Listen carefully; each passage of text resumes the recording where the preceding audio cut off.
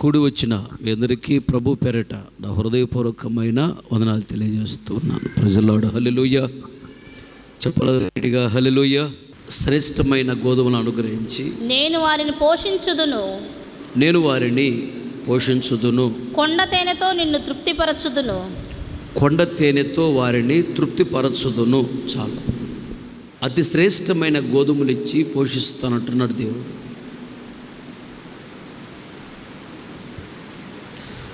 అంటే చాలా మంచి మంచి ఆశీర్వాదాలు ఇచ్చి పోషిస్తాను అంటున్నాడు దేవుడు. కొండ తేనెతో తృప్తిపరుస్తాను అంటున్నాడు. కొండ అనగా మందిరము. కొండనే మందిరానికి వచ్చినప్పుడే దేవుడు నిన్ను తృప్తిపరుస్తాడు. ఏ దీవెన లేదని బాధపడుతున్నావో, ఏ దీవెన లేదని ఏడుస్తున్నావో, ఏ దీవెన నీ కళ్ళతో చూడలేకపోతున్నావో, ఏ దీవెన నీ చేత్తో పట్టుకోలేకపోతున్నావో, ఆ దీవెనలన్నీ ఇచ్చి దేవుడు నిన్ను తృప్తిపరుస్తాడు. గట్టిగా చప్పట్లు కొడుతూ దేవుని నామమున ఆమె తేనెతో తృప్తిపరుస్తాడంట. తేనె లేకుండా తృప్తి లేదు. అంటే ఏంటనేది క్లుప్తంగా నేను చెప్తాను. చదవండి. సామెతల గ్రంథం 25వ అధ్యాయం 27వ వచనం. తేనె అధికముగా తాగుట మంచిది కాదు, దుర్లభమైన సంగతి పరిశీలన చేయుట ఘనతకు కారణము. చాలు, తేనె అధికముగా తాగుట మంచిది కాదు అన్నాడు. అదే సందర్భంలో ఒక మాట చెప్పాడు.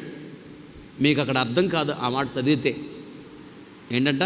దుర్లభమును పరిశీలన చేయుట ఘనతకు కారణం అన్నాడు. మీకు అర్థం కాదు దాని అర్థం. అది సామెతల గ్రంథం 27వ అధ్యాయం 2వ వచనం. నీ నోరు కాదు అన్యుడే, నీ పెదవులు కాదు, పరులే నిన్ను పొగడదగును. పరులే నిన్ను పొగడాలి.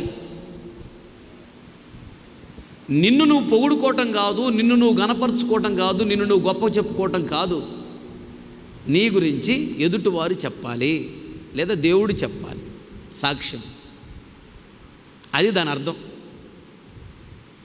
వినాలి. తేనె ఎక్కువ తాగకూడదు అంటే నీ గురించి నువ్వు గొప్ప చెప్పుకోకూడదు. దేవుడు మనల్ని ఏ స్థాయిలో పెట్టినా, ఏ స్థాయికి తీసుకొని వెళ్ళినా, ఎంత ఆస్తులు ఇచ్చినా, అంతస్తులు ఇచ్చినా, ఎంత వరాలు ఇచ్చినా, ఎంత తలాంతులు ఇచ్చినా, ఎంత అభిషేకం ఇచ్చినా, ఎంత ఘనతనిచ్చినా ఒకటే గుర్తుపెట్టుకో, నువ్వు ఎంత తగ్గించుకుంటావో అంత హెచ్చించబడతావు. హెచ్చించుకునే వాళ్ళంటే దేవుడికి అస్సలు నచ్చదు. వాళ్ళ ముఖం చూడడు. తగ్గించుకునే వాళ్ళంటే దేవుడికి చాలా ఇష్టం. మహాగణుడు, మహోన్నతుడు, నిత్య నివాసి అయిన వాడు ఎలాగో సెలవిచ్చుచున్నాడు. ఏంటట? ఆయన మహోన్నతమైన స్థలంలో వసించువాడు భూమి మీదకి వచ్చి ఎక్కడ ఉంటాడంట? ఉజ్జీవింపజేయుటకు దీన మనస్సు గలవారి దగ్గర ఉంటాడంట. దేవుడు ఎవరి దగ్గర ఉంటాడు? తగ్గింపు జీవితం కలిగిన వారి దగ్గరే ఉంటాడు. హెచ్చించుకునే వారి దగ్గర దేవుడు ఉండడు. గర్వముగా ప్రవర్తించే వాళ్ళ దగ్గర దేవుడు ఉండడు. వాడు కులం ఏంటి, నా కులం ఏంటి, నా కులమే ఎక్కువ, ఆ మైండ్ ఉండకూడదు. అది వచ్చిందంటే నువ్వు నరకానికి వెళతావు, పర్లోరాజుకి వెళ్ళవు. వాస్తవం ఇది. కులం లేదు, అది మనుషులు పెట్టిన పద్ధతులే. దేవుడి దృష్టిలో అందరూ సమానం, అందరూ దేవుని పెట్టలే. అందరిని ఒకే రక్తం చేత కడిగాడు. అందరినీ అదే చేతులతో సృష్టించాడు ఆయన. ఎక్కువ తక్కువ ఏమీ లేదు. కులాన్ని బట్టి నువ్వు హెచ్చించుకోకూడదు, ఉద్యోగాన్ని బట్టి హెచ్చించుకోకూడదు, వ్యాపారాన్ని బట్టి హెచ్చించుకోకూడదు, ధనాన్ని బట్టి హెచ్చించుకోకూడదు, ఐశ్వర్యాన్ని బట్టి హెచ్చించుకోకూడదు, తెలివితేటలను బట్టి హెచ్చించకూడదు. వాడంతా నేనే గొప్ప, అది అట్లా రాకూడదంతే. మనకున్నవన్నీ దేవుడిచ్చినవే, అదంతా దేవుడి కృపే. దేవుడి కృప ఒకసారి ప్రక్కన పెడితే మన దేనికి పనికిరాం. దేవుడు ఇచ్చిన జ్ఞానం ప్రక్కన పెట్టాడా, దేనికి పనికిరాం. దేవుడిచ్చిన ఐశ్వర్యం ప్రక్కన పెట్టాడా, దేనికి పనికిరాం. మనకున్నదంతా దేవునిదే, దేవుడే ఇచ్చాడు. కనుక దేవుడిని కనపరుస్తూ మనం ఎప్పుడు తగ్గించుకొనే ఉండాలి. తగ్గింపు జీవితం గల వారి దగ్గరే దేవుడు ఉంటాడు. వాళ్ళు విడిచిపెట్టడు. తగ్గించుకుంటూ ఉండాలి. అనుకుంటే చాలదు. ఎందుకు తెలుసా? దేవునికి నిన్ను దూరం చేయాలని, మందిరానికి దూరం చేయాలని, వాక్యానికి దూరం చేయాలని, సేవకులకు దూరం చేయాలని, పరలోక రాజ్యానికి దూరం చేయాలని సాతానుగాడు వచ్చి గ్యాస్ కొడతా ఉంటాడు. అసలు నువ్వేంటి, నిన్నే అంటాడా? నేనే పాటి దాన్ని ఏ పాటి వాడను. తగ్గింపు. నాకున్నదంతా దేవుని కృపే కదా. తగ్గింపు. నువ్వు తగ్గించుకొని ఉన్నప్పుడు తేనె మంచిదే, తేనె ఎక్కువగా త్రాగకూడదంట. అనగా మనలో మనం హెచ్చించుకోకూడదు, మన గురించి మనం గొప్ప చెప్పుకోకూడదు. తగిన సమయంలో దేవుడే అన్యులను లేపుతాడు నేను హెచ్చించడానికి, నేను గణపరచడానికి. శ్రీనివాసరెడ్డి గారని అక్కడ స్టార్టింగ్ సేవలో రేగుల షెడ్ ఇచ్చాడు ఒక 4 నెలలు. నిర్మలా తల్లి వాళ్ళ హస్బెండ్ ఆ అయ్యగారు, ఆయన వెళ్ళి మాట్లాడి ఇప్పించాడు. 4 నెలలు మనం అక్కడ ఉన్నాం స్టార్టింగ్. ఒకరోజు నేను అటు నుంచి వస్తుంటే విజిటింగ్కి వెళ్ళి ఆయన రోడ్డు మీద వాకింగ్ చేస్తున్నాడు. నేనే బండి ఆపా. సార్ నమస్తే సార్. నమస్తే సార్, బాగున్నారా సార్ అని. బాగున్నారు సార్ అన్నాడు. అనగానే ఆయనే చెప్తున్నాడు, సార్ దేవుడు మీకు తోడై ఉన్నాడు సార్, దేవుడు మిమ్మల్ని దీవించాడు సార్, మీ దేవుడు గొప్పవాడు సార్ అని చెప్తూ ఉన్నాడు ఆయన. నేను అడగలా, ఎందుకంటే ఆయన రేకుల షెడ్లో పెట్టుకునేటప్పుడు కుర్చీ లేదు, చాప లేదు, టేబుల్ లేవు, ఏమీ లేవు. ఆయనే తెలుసు. ఈరోజు దేవుడు వెనుకొండలోనే ఓ పెద్ద మందిరాన్ని, పెద్ద పరిచర్య మనకి ఇచ్చాడు. అటు వెళ్ళినప్పుడు చూస్తుంటాను సార్, నేను మీ గురించి వింటూ ఉంటాను సార్. దేవుడు వెనుకొండలో ఉన్న పాస్టర్లందరికంటే మిమ్మల్ని బాగా దీవించాడు సార్. ఆయనే చెప్తున్నాడు ఆపకుండా. నేను ఒకటే చెప్పా, అది దేవుని కృప అండి, నా గొప్పతనం కాదు. కేవలం దేవుడు కృప, దేవుడు మాకు తోడై ఉన్నాడు, యేసయ్య గొప్ప దేవుడు అని చెప్పాను. యేసయ్య నమ్ముకోండి, యేసయ్య గొప్ప దేవుడు, మా కోసం కూడా ప్రార్థన చేయండి సార్ అని ఆయన దీవిస్తాడు. ఏంత మనకేం పని అని అనుకోలేదు ఎప్పుడు. ఆగి బైక్ మీద దిగి బైక్ స్టాండ్ వేసి నిలబడి ఆయనతో మాట్లాడు, సార్ ఆ రోజు మీరు మాకు ఎంతో సహాయం చేశారు సార్. తగ్గింపు. తేనె ఎక్కువ తాగకూడదంట. తేనె అంటే ఇక్కడ హెచ్చించుకోకూడదంట. మొట్టమొదటి ఇన్ఛార్జి పాలకులు ఇచ్చారు నాకు. అప్పుడు ప్రభు దర్శనంలో ఒక మాట అన్నాడు, నువ్వు తగ్గించుకో, నేను నిన్ను బాగా హెచ్చిస్తా అన్నాడు. నువ్వు హెచ్చించుకుంటే నేను నిన్ను తగ్గిస్తా అన్నాడు దేవుడు. క్లియర్గా చెప్పాడు ఈ వాక్యం. అప్పటి నుంచి ఒకవేళ ఎక్కడైనా మనస్సులోనే హెచ్చించుకుంటానేమోనని ప్రతిరోజు ప్రార్థన చేసుకుంటా, ప్రభువా తగ్గింపు జీవితం అయ్యా, నాకు హెచ్చింపు ఎక్కడ రాకూడదు ప్రభువా. ఇంకోటి ఏంటి తెలుసా, అన్నీ ఉన్న ఇస్త్రాకు అంట అణిగిమినిగి ఉండిద్దంట. ఏమి లేని ఇస్త్రాకు ఎగిరెగిరి పడిద్దంట. మంచి టాలెంట్స్ ఉన్నవాళ్ళు, మంచి ప్రార్థన జీవితం ఉన్నవాళ్ళు, మంచి అభిషేకం ఉన్నవాళ్ళు, కృప ఉన్నవాళ్ళు బాగా తగ్గింపు జీవితం కలిగి ఉంటారు.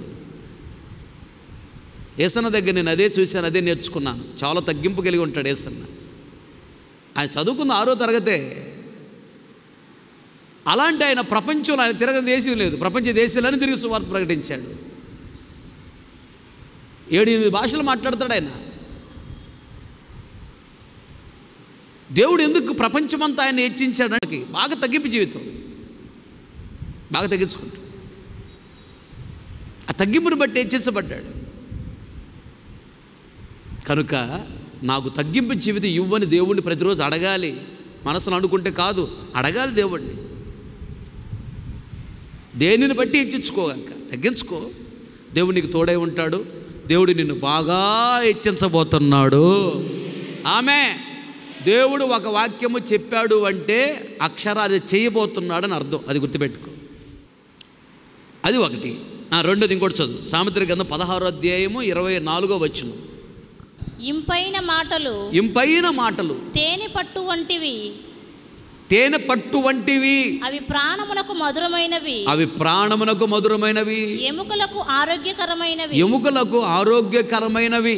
చాలు, తలల పైకెత్తి నా వైపు చూస్తూ నా మాటలు గమనించు. ఈ వాక్య భాగాన్ని గమనించినట్లయితే తేనెతో తృప్తిపరుస్తానంటున్నాడు దేవుడు. తేనె అంటే హెచ్చించుకోకూడదు, తగ్గింపు. తర్వాత ఇక్కడ ఏంటంటే ఇంపైన మాటలు తేనె పట్టు వంటివంట. ఇంపైన మాటలు నీ దగ్గర ఉన్నప్పుడు దేవుడు నిన్ను తృప్తిపరుస్తాడు. ఇంపైన మాటలు ఉండాలి అంటే ఇష్టాన్ని కలిగించే మాటలు ఉండాలి. నీ మాటలు వింటే అనేక మంది నీ వద్దకు రావాలి. అప్పుడు దేవుడు ప్రతి దీవెన ఇచ్చి తృప్తిపరుస్తాడు. చాలా జాగ్రత్తగా గమనించాలి. ఇష్టాన్ని కలిగించే మాటలు, ఇంపైన మాటలు మన దగ్గర ఉండాలి. ఏంటి ఆ మాటలు అంటే తెస్సలోనిక పట్టణంలో ఉన్న సంఘానికి రాసిన మొదటి పత్రిక 4:18 చూడు. కాబట్టి మీరు ఈ మాటల చేత ఒకరినొకడు ఆదరించుకొనుడి. దేవునికి స్తోత్ర. ఆదరణ కనుక మాటలు మన దగ్గర ఉండాలి. కష్టాల్లో ఉన్నారా, కన్నీళ్ళలో ఉన్నారా, ఎదుటివారు దుఃఖములో ఉన్నారా, అప్పుల్లో ఉన్నారా, రోగాల్లో ఉన్నారా, నిందల్లో ఉన్నారా, అవమానంలో ఉన్నారా, దరిద్రతలో ఉన్నారా, సమస్యలో ఉన్నారా, చేతనేంత వరకు ఏం చేయాలంట? వారిని ఆదరించాలి. సమస్యలు ఎల్లకాలం ఉండవు, ధైర్యంగా ఉండు. ఎవరు నిన్ను చేయి విడిచినా దేవుడు నిన్ను విడువడు, ఎడబాయడు. ఆయన మహాప్రేమ గలవాడు, మహాజాలి గల దేవుడు. ఏది చేసినా ఆయన మన మంచిగా చేస్తాడు. కొన్ని సందర్భాలలో కీడు వచ్చినట్టు అనిపించింది, బాధ కలుగుతుంది చాలా. ఏంటి ఇలా జరుగుతుందని? దాని వెనుక ఏదో గొప్ప మేలు దాగి ఉన్నది, అది గుర్తుపట్టగలగాలి. దేవునికి స్తోత్ర. కృంగిపోకూడదు. దేవుడు ఏది చేసి నాకు మేలే చేస్తాడు, కీడు ఆయన చేయడు. దీని వెనుక ఏదో మేలు దాగి ఉన్నదని నమ్మాలి, అదే ప్రకటించాలి. ఏది జరిగినా నా మంచికే అని నమ్మి దేవుణ్ణి స్తుతించటమే పరిపూర్ణమైన విశ్వాసం. విశ్వాసము గలవాళ్ళు దేవుని రాజ్యానికి వెళ్ళరు. పరిపూర్ణమైన విశ్వాసం గలవాళ్ళు దేవుని రాజ్యంలో ఉంటారు. పరిపూర్ణమైన విశ్వాసం గలవాళ్ళు అంటే దేవుడికి చాలా ఇష్టం. పరిపూర్ణమైన విశ్వాసం గలవాళ్ళనే దేవుడు బాగా దీవిస్తాడు. పరిపూర్ణమైన విశ్వాసం అంటే ఏంటంటే ఎంత నష్టము కలిగినా, ఎంత కష్టమే ఎదురైనా, కన్నీళ్ళు ఎదురైనా, దుఃఖం ఎదురైనా, నింద ఎదురైనా, అవమానం ఎదురైనా, సమస్యలు ఎదురైనా దేవుణ్ణి విడిచిపెట్టకుండా, మందిని విడిచిపెట్టకుండా, వాక్యాన్ని విడిచిపెట్టకుండా, సావుకుల్ని విడిచిపెట్టకుండా, నా మంచి కోసం నమ్మి దేవుణ్ణి స్తుతిస్తూ ముందుకు వెళ్ళాలి. ఇది పరిపూర్ణమైన విశ్వాసం. మేలే జరిగింది. అదే మనం నేర్పించాలి అనేక మందికి, అదే అనేక మందికి బోధించాలి, ఆదరించాలి, ఆదరణ కలిగిన మాటలు చెప్పాలి. ఉదాహరణకి అదిగో వేదనాయకు అన్న వాళ్ళ పెద్ద అబ్బాయి ఎంటెక్ చదవడానికి అమెరికాకు అప్లికేషన్ పెట్టుకున్నాడు. ఇంటర్వ్యూ అన్నీ అయిపోయినాయి, రిజెక్ట్ చేశారు అని చాలా బాధపడ్డాడు. అన్నీ అయిపోయినాయి అన్న, ఇక అమెరికా వెళ్ళిపోతాడు అనుకుంటున్నాం అన్న, ఏమిట జరిగింది అని బాధపడుతున్నాడు. ఏం బాధపడగాకన్నా, దేవుడు ఏం చేసినా మనకి మేలే చేస్తాడు, కీడైనా చేయడు. దీని వెనక ఏదో మేలు దాగి ఉంది, తర్వాత తెలిసిద్దిలే, మౌనంగా అన్నాను. ఏదైనా మేలే జరిగిద్దిలే అన్నాను. ఇప్పుడు ఏంటో తెలుసా, అమెరికా వెళ్ళిపోతే వెనక రావాల్సి వచ్చేది. ఇప్పుడు ట్రంప్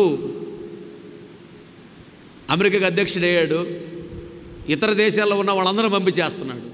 సరైన మౌనంగా ఉన్నాడు. ఇప్పుడు యూకే వచ్చింది.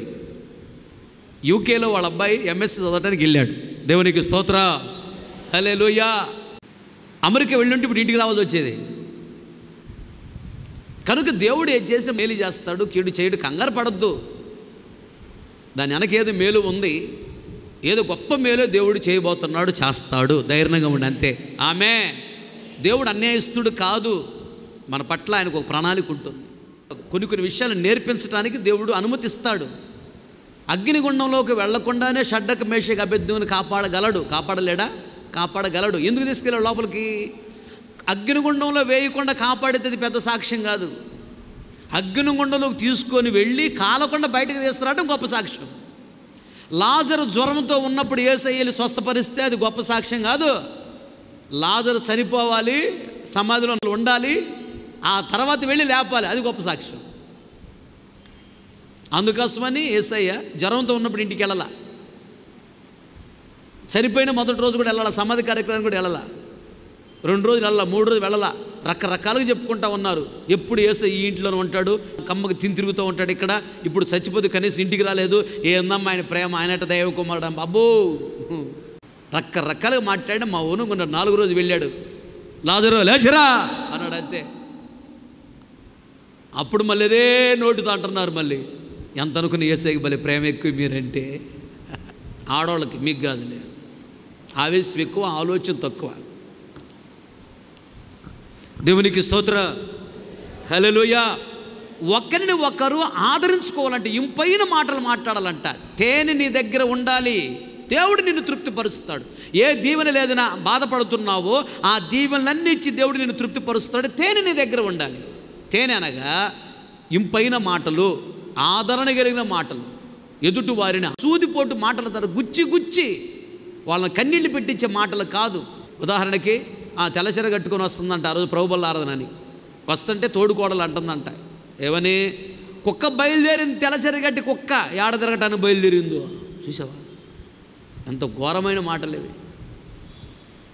అప్పుడు ఇవాడు పట్టపట్ట కన్నీళ్ళు పెట్టుకొని ఏమనలేక ప్రభుబల్లకి వెళ్తున్నా, ప్రభు వచ్చినాక దీని ఎవరని చెప్తాలే, ఇప్పుడు కాదు. అసలు చూడు కరెక్ట్ తగిలేటట్టు, కుక్క ఆడ తెల్లసీర కట్టుకొని బైబిల్ చూసుకొని అందరికి పోద్దా కుక్క, ఎవరినన్నట్టు కరెక్ట్గా తగిలేటట్టు. ఇలా ఎదుటి వ్యక్తిని నువ్వు మాట్లాడినప్పుడు నీకు సంతోషం అనిపించిద్ది, వాళ్ళు చాలా బాధపడతారు, చాలా దుఃఖపడతారు. అప్పుడు ఏం జరిగిందో తెలుసా, సేమ్ అదే దుఃఖం నీకు వచ్చేటట్టు ఒకరోజు దేవుడు చేస్తాడు. ఏమి కంగారు పడగాక, ఏది విత్తుకుంటే అదే కోసుకోవాలి, కంగారు పడగాక. అదే వచ్చిద్ది. తొందరపడి నోరుందని ఎదుటి వారిని గబుక్కన మాటని దుఃఖపరచుకో, బాధ పెట్టుకో. ఇలా చేస్తే దేవుడు నిన్ను తృప్తిపరచడు. నువ్వంటే దేవుడికి ఇష్టం ఉండదు, దేవుడు నిన్ను దీవించడు, ఏ దీవెనివ్వడు. మన నోట్లో అలాంటి మాటలు కాదు ఉండవలసింది. మన నోటిలో ఉండవలసిన మాటలు తేనె లాంటి తీయనైన మాటలు, ఇంపైన మాటలు, ఇష్టమైన మాటలు, కమ్మని మాటలు, ఆదరణ కలిగించే మాటలు మన నోట ఉండాలంట. అప్పుడు దేవుడు మనలను తృప్తిపరుస్తాడు. ఎదుటివారికి ఆదరణ కలగ, దుఃఖమంతా తొలగిపోవాలి. నువ్వు మాట్లాడితే కన్నీళ్ళు తొలగిపోవాలి, బాధ తొలగిపోవాలి. అలా మాట్లాడాలి, అలా ఆదరించాలి, అలా ఓదార్చాలి, అలా తృప్తిపరచాలి, అలా సేద తీర్చాలి, కన్నీళ్ళు తుడవాలి, ఎంకరేజ్ చేసి మాట్లాడాలి. ఎంకరేజ్ చేయటం అంటే దేవుడు తప్పనిసరిగా నిన్ను దీవిస్తాడు అంతే. దేవుడు నిన్ను విడిచిపెట్టడు. ఎలకాలం దరిద్రత ఉండదు, ఎలకాలం కరువు ఉండదు. దేవుడు తప్పనిసరిగా నిన్ను దీవిస్తాడు. ఏం కంగారు పడకు. ఎవరు నిన్ను విడిచిపెట్టినా దేవుడు విడిచిపెట్టాడు అంతే. ఆయన మహాప్రేమ గలవాడు, మహాజాలి గల దేవుడు. అలాంటి మాటలు చెప్పి నీవు ఆదరించాలి. ఇలా ఇంపైన మాటలు, తీయని తేనె లాంటి మాటలు మన దగ్గర ఉండాలి. ఈ మాటలు ఉండాలి. ఈ మాటలు నీ దగ్గర ఉన్నప్పుడు తేనె నీ దగ్గర ఉన్నది కనుక దేవుడు నిన్ను తృప్తిపరుస్తాడు. అన్ని దీవెనలు ఇచ్చి దేవుడు నిన్ను తృప్తిపరుస్తాడు. ఆమేన్, హల్లెలూయా. చెప్పాలని గట్టిగా హల్లెలూయా. అలాగే ఇంకొక మాట చూడు, ఇర్మియా పుస్తకం 41:8 అయితే వారిలో 10 మంది మనుష్యులు ఇష్మాయేలుతో పొలములలో దాచబడిన గోధుమలు, యవలు, తైలము, తేనె మొదలైన ద్రవ్యములు మాకు కలవు, మమ్మును చంపుకుమని చెప్పుకొనగా అతడు వారి సహోదరులతో కూడా వారిని చంపక మానెను. చాలు.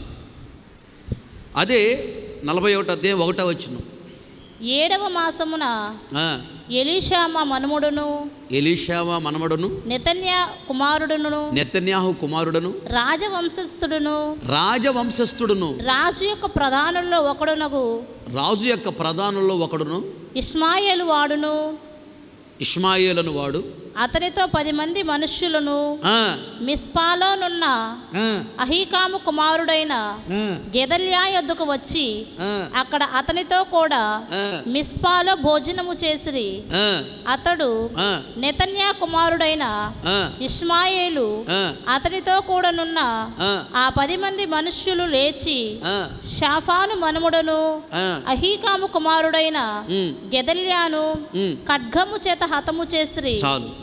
తలలు పైకెత్తి నా వైపు చూస్తూ నా మాటలు గమనించండి.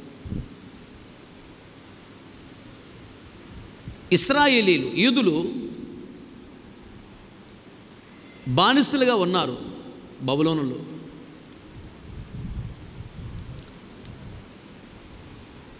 కొందరు తప్పించుకున్న వారు యెరూషలేం ప్రాంతంలోనే బ్రతుకుతూ ఉన్నారు. వాళ్ళ మీదగా అధికారిగా ఉండటానికి, అక్కడున్న వాళ్ళందరినీ జాగ్రత్తగా అధికారిగా ఉండి పరిపాలన చేయటానికని బబులోను రాజు ఒక అధికారిని పెట్టాడు. రాజవంశంలో పుట్టి పెరిగిన వాడు ఇష్మాయేల్ ఇతని పేరు. ఇతడు వెళ్ళి బబులోను రాజు అధికారికి పెట్టాడు ఇజ్రాయెల్ దేశంలో. ఒక 10 మందిని తీసుకొని వెళ్ళి ఆ అధికారిని చంపేశాడు. అలాగే ఆ బబులోను సామ్రాజ్యం పరిపాలన చేసే అధికారి ఉన్నాడే రాజు, అతనికి కొందరు అధికారులు ఏర్పాటు చేశారు ఇజ్రాయెల్ దేశంలో అక్కడక్కడ. ఆ అధికారులు కూడా కొందరిని ఈ ఇష్మాయేలు చంపేశాడు. తర్వాత వీళ్ళు బయలుదేరి వెళుతూ ఉన్నప్పుడు ఒక 80 మంది బలి అర్పించాలని మందిరానికి వెళుతున్నారు. వాళ్ళను కలుసుకొని వాళ్ళతో మాట్లాడి, మిమ్మలను ఈ అధికారి రమ్మంటున్నాడు అని చెప్పి తీసుకుని వెళ్ళాడు. పట్టణంలోకి తీసుకెళ్ళి వాళ్ళల్లో చాలామంది పట్టుకొని చంపేశారు. మందిరానికి వెళ్ళే వాళ్ళని ఎందుకు చంపాడు, ఇతను భక్తి గలవాడైతే అని అనుకోవచ్చు. వాళ్ళు దేవునికి ఇష్టమైనటువంటి ఆరాధన చేయటం లేదు, దేవుణ్ణి కన్నీళ్ళు పెట్టించి ఆరాధన చేసేవాళ్ళు. వాళ్ళు దేవుణ్ణి దుఃఖపరిచే ఆరాధన చేసేవాళ్ళు, దేవునికి సంతోషాన్ని కలిగించే ఆరాధన చేసేవాళ్ళు కాదు. దేవునికి ఇష్టం లేనటువంటివి బలులు అర్పించి దేవునికి ఇష్టం లేనివి చేసేవాళ్ళు. వాళ్ళని పట్టుకొని చంపేశాడు ఇష్మాయేల్, రాజవంశీయుడు. వాళ్ళని పట్టుకొని చంపుతుంటే వాళ్ళలో 10 మంది అంటారు, మోకాళ్ళ మీదకి వచ్చి దండం పెట్టి, అయ్యా దయచేసి మమ్మల్ని చంపొద్దు అని చెప్పి వాళ్ళు ఏం చెప్పారు, మా దగ్గర మా పొలములో ఏమన్నాయి అంట, దాచబడిన గోధుమలు, నెక్స్ట్ యవలలు, మూడోది ఒలివల తైలము, నాలుగోది తేనె, ఈ 4 మా దగ్గర ఉన్నాయని చెప్పగానే ఆ 10 మందిని చంపకుండా వదిలేశాడు. ఈ 10 మందిని ఎందుకు విడిచిపెట్టారు, ఈయన దగ్గర దాచబడిన గోధుమలు ఉన్నాయి, యవలలు ఉన్నాయి, నూనె ఉన్నది, తేనె ఉన్నది, ఈ 4 ఉన్నాయి కనుక వీళ్ళని విడిచిపెట్టారు. ఆ 70 మందిని ఈ 4 లేవు, అందుకు వాళ్ళని చంపారు. మందిరానికే వెళుతున్నారు కానీ వాళ్ళ దగ్గర ఏమీ లేదు, గోధుమలు లేవు, యవలలు లేవు, నూనె లేదు, తేనె లేదు. అలాంటి వాళ్ళని చంపుతాడు, పట్టుకుంటాడు. దేవుడే పంపించిన దూత ఇష్మాయేల్. అక్రమంగా ఉండే వాళ్ళందరూ చంపేమన్నాడు దేవుడు. అక్రమంగా ఉన్నవాళ్ళని చంపేస్తున్నాడు. 80 మంది మందిరానికి వెళుతుంటే, ఎక్కడికి వెళ్తున్నారు మీరు, మందిరానికి వెళుతున్నారు, అవును, ఏమేమి ఉన్నాయి మీ దగ్గర కనుక్కుంటే 70 మంది దగ్గర గోధుమలు లేవు, యవలలు లేవు, ఒలివల నూనె లేదు, తేనె లేదు. ఆ 70 మంది చంపేశాడు. ఈ 10 మంది అంటున్నారు, అయ్యా మా దగ్గర గోధుమలు ఉన్నాయి, యవలలు ఉన్నాయి, తైలం ఉంది, తేనె ఉంది, మా దగ్గర మా పొలంలో దాచబడి ఉన్నాయి, మా దగ్గర ఉన్నాయి, కావాలంటే మీకు ఇస్తాం. సరే ఓకే అని వాళ్ళని వదిలేశాను. మందిరానికి వస్తున్నటువంటి నీ జీవితంలో గోధుమలు అనే పరసంబంధమైనటువంటి ఆశీర్వాదము ఉండాలి. పరసంబంధమైన ఆశీర్వాదం అంటే కృప. కృప ఉండాలి, కృప సంపాదించుకోవాలి. కృప ఉంటే నీకు అన్నీ వస్తాయి, కృప లేకపోతే ఉన్నాయి మొత్తం పోతాయి. కృప చాలా ప్రాముఖ్యమైనది, కృప సంపాదించుకోవాలి. ప్రతి వ్యక్తి మీద కృప ఉండిద్ది. దేవుని కృప అంటే దేవుని దయ, దేవుని దాక్షిణ్యత, కరుణ, కటాక్షము, వాత్సల్యత, కనికరము, వీటన్నిటి ఒక మాటలో చెప్పాలంటే కృప అంటారు. ప్రతి మనిషి మీద, ప్రతి పక్షి మీద, ప్రతి జంతువు మీద దేవుని కృప ఉంటుంది, దేవుని దయ ఉంటుంది. అయితే దేవుని దయను మనము డెవలప్ చేసుకోవాలి. దేవుని దయ తగ్గిపోకూడదు, దేవుని కృప మన మీద పెరగాలి, దేవుని కృప తగ్గిపోకూడదు. భూలోకంలో ఉన్నవాళ్ళని దేవుని పిల్లలేగా, అన్యులు ఉన్నారే వాళ్ళ మీద దేవుని దయ ఉంది. అయితే నువ్వు ఎప్పుడైతే యేసు ప్రభు నిజమైన దేవుడు అని తెలుసుకొని మనసును మార్చుకొని పాపాన్ని ఒప్పుకొని విడిచిపెట్టి పాపం చేయని తీర్మానం చేసుకొని బాప్తిస్వం తీసుకొని దేవుడిని నమ్ముకున్నావో నీ మీద దేవుని దయ పెరుగుతుంది, దేవుని కృప నీ మీద పెరుగుతుంది. నీవు నీ ఫ్రెండ్ ఇద్దరు అన్యులుగా ఉన్నారు, యేసుప్రభు దేవుడు నమ్మలా. అప్పుడు మీ మీద దేవునికి ఒక 10% దేవుని దయ ఉంది. ఎప్పుడైతే నువ్వు మనసు మార్చుకొని పాపాన్ని విడిచిపెట్టి పాపం చేయనా తీర్మానం చేసుకుని బాప్తిస్వం తీసుకున్నావో దేవుని దయ నీ మీద 50 అయ్యింది. నీ స్నేహితుడు ఇంకా దేవుడు నమ్మలేదు, అతని మీద అంత ఉంది, 10 ఉంది. అది పరిశుద్ధాత్మ అభిషేకాన్ని పొందుకున్నప్పుడు నీ మీద ఇంకా ఎక్కువైంది. ప్రతి ఆదివారం మందిరానికి వచ్చి వాక్యాన్ని విని ప్రతిరోజు బైబిల్ చదువుకోవటం, ప్రతిరోజు ప్రార్థన చేసుకోవటం, ఎక్కడికి వెళ్ళినా ఏ సమస్య వచ్చినా బైబిల్లో ఏం రాసి ఉన్నది, సేవకులు ఏం చెప్పారు, ఇలాంటి సమస్య వచ్చినప్పుడు పలానా ఇసుకే ఎలా ప్రవర్తించాడు, ఇలాంటి సమస్య వచ్చినప్పుడు దావీదు ఎలా ప్రవర్తించాడు, ఇలాంటి సమస్య వచ్చినప్పుడు యోసేపు ఎలా ప్రవర్తించాడు, ఇలాంటి సమస్య వచ్చినప్పుడు వాళ్ళు ఎలా ప్రవర్తించారు, నేను అలాగే నడవాలని ఎవరైతే నడుస్తారో అనగా ఎవరైతే వాక్యానుసారంగా బ్రతుకుతూ ఉంటారో వీళ్ళ మీద దేవుని కృప దేవుని దయ పెరుగుతూ ఉంటుంది. దేవునికి స్తోత్ర. ఇది పరలోకము నుండి వచ్చిన పర సంబంధమైన దీవెన, కృప. ఈ దీవెన కావాలి. చనిపోయినప్పుడు డబ్బులు మనతో రావు, బంగారం మనతో రాదు, ఆస్తులు మనతో రావు, అంతస్తులు మనతో రావు, అందచందాలు ఉండవు, ఏవి మనతో రావు. ఇవి ఏవి దేవుని రాజ్యాన్ని తీసుకెళ్ళవు. ఈ 4 రోజులు బ్రతకడానికి అంతే. దేవుని రాజ్యానికి తీసుకొని వెళ్ళేది దేవుని కృప. దేవుని రాజ్యం నుండి ప్రతి ఆశీర్వాదం మన యొద్దకు తీసుకొచ్చి పెట్టేది దేవుని కృప. దేవుని కృప అనే ఆశీర్వాదము నువ్వు సంపాదించుకోవాలి. పాపాన్ని విడిచిపెట్టి పరిశుద్ధంగా బ్రతుకుతూ ఉంటే దేవుని కృప పెరుగుతుంది. మా దగ్గర గోధుమలు ఉన్నాయి అనగానే సంపటం ఆపేసాడంట. సాతాను ఒకవేళ నిన్ను సంపాలని నీ దగ్గరికి వచ్చాడా, దేవుని కృప నీ మీద ఉన్నప్పుడు నిన్ను చంపలేడు. కొన్ని నెలల నుండి నన్ను సాతాను శక్తులు వెంబడిస్తున్నాయి నన్ను చంపాలని, అవి ఏమీ చేయలేవు. సాతాను నిన్ను ఎలాగైనా చంపాలంట పడతా ఉంటాడు, ఎలాగైనా చంపి నరకాన్ని తీసుకుని వెంటబడతా ఉంటాడు. గోధుమలు నీ దగ్గర ఉంటే నిన్ను చంపడు అనగా దేవుని కృప నీ మీద ఉన్నప్పుడు వాడు నిన్ను చంపలేడు. ఎవలలో అన్న అదే కోవకు చెందుతుంది దేవుని ఆశీర్వాదము, దేవుని కృప. ఎవలను లేదా వాక్యానికి సాదృశ్యం ఉన్నది కూడా ఎవలంటే తైలం ఉంది. తైలం అనగా అభిషేకం. అభిషేకం ఉన్నది. తైలం అనే పరిశుద్ధాత్మ అభిషేకం ఉంటే సాతాను నిన్ను చంపలేడు. పరిశుద్ధాత్మ అభిషేకం చాలా ప్రాముఖ్యమైనది. అభిషేకం పొందకపోతే, అభిషేకం నీ మీద లేకపోతే సాతాను నిన్ను చంపుతాడు. జాగ్రత్త. మరణానికి అప్పగిస్తాడు, వాడే ప్రేరేపిస్తాడు. ఎందుకు నీ బ్రతుకు అది చేసుకుని చచ్చిపో, ఇది చేసుకుని చచ్చిపో అని ఆత్మహత్యకు ప్రేరేపిస్తాడు. అభిషేకం పొందుకు నువ్వు ఆత్మలు ఆనందిస్తున్న వ్యక్తి అయితే వాడు నీ దగ్గరకు రాలేడు, కాలిపోతాడు. 4వదిగా ఏంటట, తేనె. తేనె అనగా వాక్యం. వాక్యం ఎవరి దగ్గర ఉంటుందో, వాక్యాన్ని ఎవరైతే చదువుతూ ఉంటారో, వాక్యాన్ని ఎవరైతే వింటూ ఉంటారో, వాక్యాన్ని ఎవరైతే గుండెలో దాచిపెట్టుకుంటారో, ఎవరైతే వాక్యానుసారంగా బ్రతుకుతూ ఉంటారో, సమస్య వచ్చినప్పుడు బైబిల్లో భక్తులు ఎలా ప్రవర్తించారు, ఎలా మాట్లాడారు, ఎలా ప్రార్థన చేశారు, ఎలా నడుచుకున్నారు, అది ఒక్కసారి ఆలోచించి అది గుర్తు తెచ్చుకొని ఆ వాక్యానుసారంగా నడవటమే, అలా ప్రవర్తించటమే వాక్యానుసారంగా నడవటం. అప్పుడు తేనె నీ దగ్గర ఉందని అర్థము. భర్త ద్వారా వచ్చినప్పుడు, భార్య ద్వారా సమస్య వచ్చినప్పుడు, ఇరుగు పొరుగు వాళ్ళ ద్వారా సమస్య వచ్చినప్పుడు, ఉద్యోగంలో సమస్య వచ్చినప్పుడు, వ్యాపారంలో సమస్య వచ్చినప్పుడు, సేవలో సమస్య వచ్చినప్పుడు, బైబిల్లో దేవుడు ఇలాంటి సమస్యలు వచ్చినప్పుడు భక్తులు ఎలా ప్రవర్తించారు, ఇది వాక్యానుసరణ జీవితం అంటే. అప్పుడు నీ దగ్గర తేనె ఉంది అని అర్థం.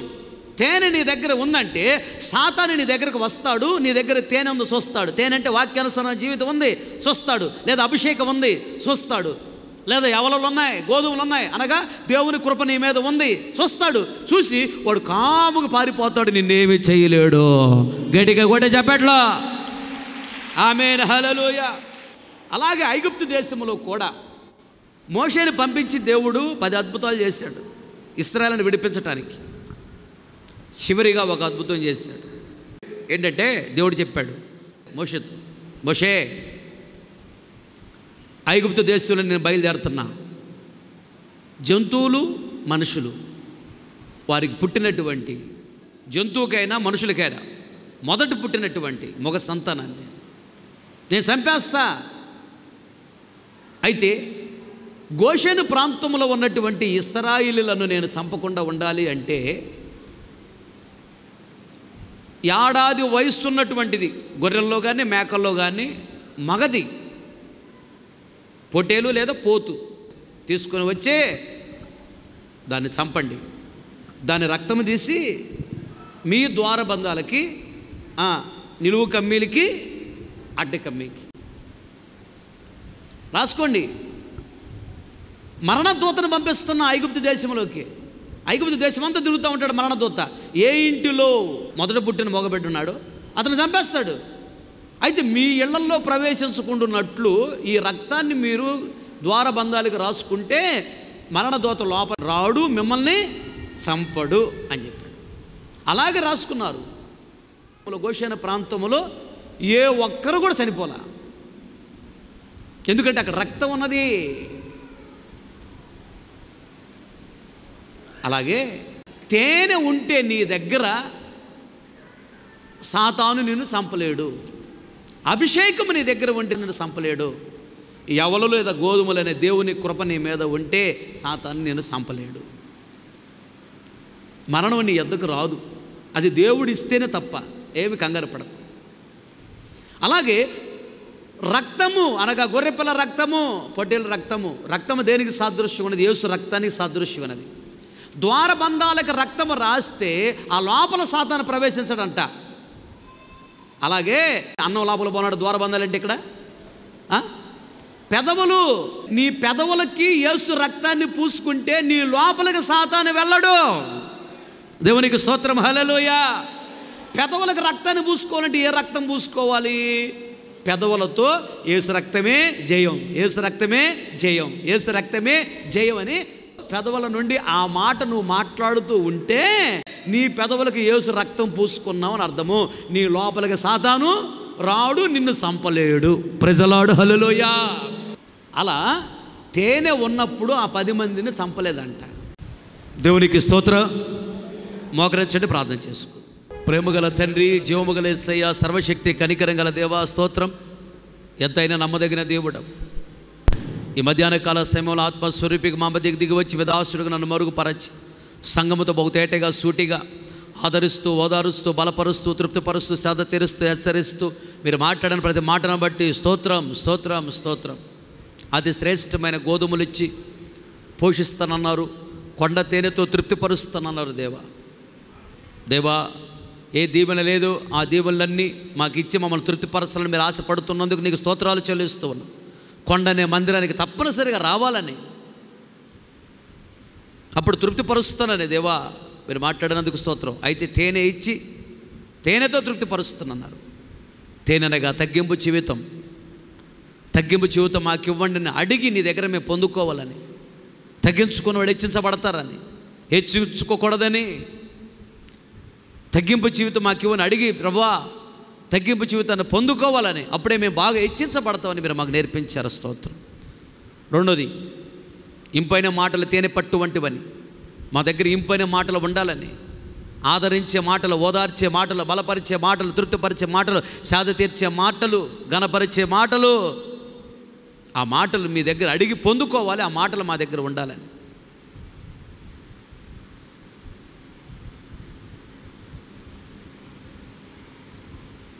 ఈ ఇంపైన మాటలు మేము కలిగి ఉన్నప్పుడే, తేనె అనే ఇంపైన మాటలు మా దగ్గర ఉన్నప్పుడే అన్ని దీవెనలు పొందుకొని మేము తృప్తిగా ఉంటామని మీరు మాకు నేర్పించినందుకు స్తోత్రం. మూడోదిగా తేనె అనే వాక్యానుసారమైన జీవితం ఉండాలని మీరు మాకు నేర్పిస్తూ వచ్చారు. దేవ, ఏ సమస్య వచ్చినా, ఇలాంటి సమస్య వచ్చినప్పుడు బైబిల్లో భక్తులు ఎలా ప్రవర్తించారో గుర్తు చేసుకొని మేము అలా ప్రవర్తించాలని, అలా ప్రార్థన చేయాలని, అలా నడుచుకోవాలని. ఇదే వాక్యానుసారమైన జీవితం. తేనెని ఇలాంటి వాక్యానుసారమైన జీవితం ఉన్నప్పుడు సాతాను మమ్మల్ని చంపలేడని, మరణదూత మమ్మల్ని చంపలేడని, మేము క్షేమంగా బ్రతికి ఉంటాము, మీ రాజ్యంలో ఉంటాము, దీవెనకరంగా ఉంటామని మీరు మాతో మాట్లాడినందుకు స్తోత్రం. విత్తబడిన వాక్యం వృధా కాకూడదు. విన ప్రతి గుండెల వాక్యాన్ని స్థిరపరచు, వాక్యానుసారమైన జీవితం అనుగ్రహించు, పశ్చాత్తాప కనిటాత్మను కుమ్మరచ్చు, మనోనేత్రాలు వెలిగించండి, భయభక్తి చేత నింపండి, కృతజ్ఞత చేత నింపండి. మీ బిడ్డలు బయలుదేరి పెడుతున్నారు, మీ సరైన సముఖాన్ని తోడుగా ఉంచండి. తేనెని తగ్గింపు జీవితాన్ని ఇవ్వండి. తేనెని ఇంపైన మాటలు అనుగ్రహించండి. తేనెని వాక్యానుసారమైన జీవితం ఇవ్వండి.